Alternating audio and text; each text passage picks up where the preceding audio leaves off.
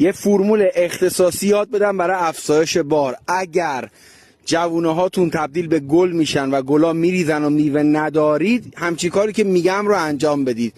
وقتی که جوونه ها متورم شد، یعنی تو این حالت شما یه میکرو کامل به همراه آمینو اسید یا یه فروتست خوب به همراه آمینو اسید تو حالت تورم جوانه ها پشت انبوری، تو این حالت ها محلول پاشی میکنید. یه مرحله دیگه هم زمانی که کل شکوفه های درخت باز شد به صورت مه پاش میزنید، یعنی لانستون رو میگیرید بالا، یه مهی بشینه روی درخت، مستقیم نزنید به خود درخت شکوفه ها بریزه، حتما هم باید مه پاش باشه. این دوتا محلول پاشی.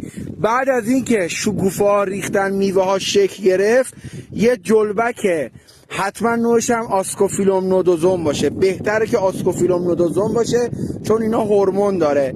جلبک آسکوفیلوم نودوزوم رو 1/1000 محلول پاشی میکنید. باعث میشه که هم میوه ها سایز بگیرن، هم ریزش میوه ها کمتر بشه چون داخلش هورمون طبیعی داره، همین که رنگگیری و تمدهیش بهتر باشه. پس جلبک هم بعد از اینکه شکوفه ریخت تو برنامه‌تون داشته باشید. کپشن هم بخونید، توضیحات بیشتر تو کپشنه.